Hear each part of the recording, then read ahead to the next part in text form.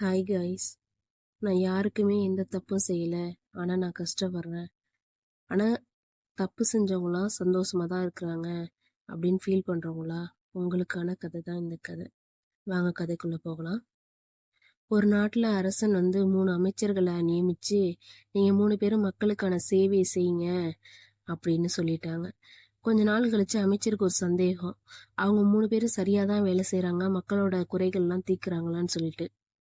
அப்போ அந்த 3 பேரையும் வர சொல்லி 3 பேர்ட்டையும் 3 சாக்கு கொடுத்து நீங்க ஒரு காட்டுக்கு போய் தனித்தனியா உங்களால முடிஞ்ச காய்கனியெல்லாம் பொறுக்கிட்டு வாங்க. நீங்க பொறுக்கிட்டு வந்ததை நாங்க சோதிச்சு பார்க்க மாட்டோம், அதை ஏழை மக்களுக்கு கொடுத்துருவோம்.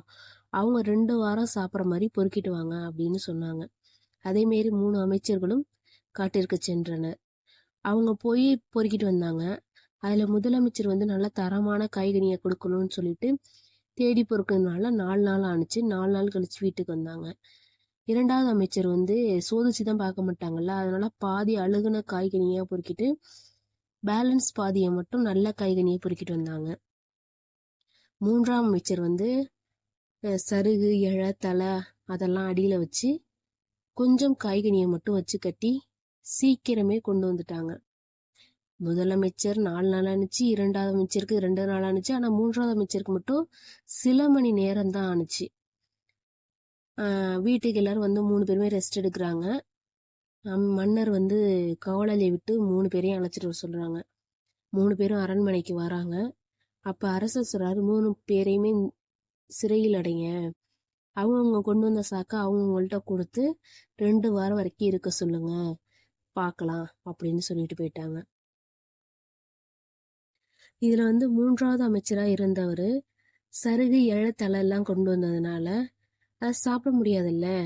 அதனால ஒரு 2 நாள்லே ரொம்ப உடல் மெலிந்து இறந்து போயிட்டாங்க. 2வது அமைச்சர் அழுகுன காய்ப்பழம் அது மாரி தானே கொண்டு வந்தாங்க. பாதி பாதி தானே நல்லது.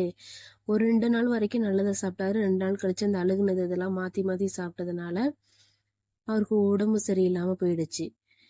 அதை அறிஞ்ச மன்னர் அவரை வேலையை விட்டு தூக்கிட்டாங்க. முதல்ல இருந்த அமைச்சர் நல்ல காய்கனி எடுத்துட்டு வந்ததுனால 2 வாரம் நல்லா சாப்பிட்டு உள்ள இருந்தாரு. உள்ள இருந்துட்டு வெளில வந்தோடனே மன்னர் அவருக்கு நிறைய பரிசும் அதை விட உயர்ந்த பதவியையும் கொடுத்தாங்க. அதனால இதுல இருந்து என்ன தெரிஞ்சுக்கிறோம்னா, மகாபாரதத்துல ஒரு ஸ்லோகம் வரும், அதோட உட்பொருள் தான் இது. ஒரு 1000 பசு கூட்டம் இருந்தாலும் அதுல கண்ணுக்குட்டி அதோட தாய் பசு கண்டுபிடிச்சு போயிடும். அந்த மாதிரிதான் நீங்க நல்லது செஞ்சாலும் சரி, தீமை செஞ்சாலும் சரி, எவ்வளோ பேர் இருக்காங்களோ அது முக்கியம் கிடையாது. நீங்க செஞ்சது உங்களை தேடி வரும். வினையை விதைச்சிட்டு அறுவடை காலத்தப்போ சாமர்த்தியமா வெளியூர் சென்றாலும் வினை அதோட பலன்லேருந்து தப்பிக்க யாராலையும் முடியாது. வினை விதித்தால் வினையை அறுவடை செய்தே ஆக வேண்டும்.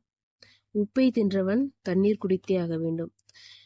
நாம் அனைவருமே நல்லது செய்யறோம், தீமை செய்யறோம் என்று இறைவன் கண்காணிப்பு கேமரா வச்சு பார்க்கறது கிடையாது. சுதுங்கவன் என்ன வேணா செஞ்சுக்கோ அப்படின்னு விட்டுறாங்க. ஆனா உங்களோட செயலின் பலனை நீங்க தான் அனுபவிக்க வேண்டும் அப்படிங்கிற ஒரு அழுத்தமான நீதியையும் கொடுத்துட்டாங்க.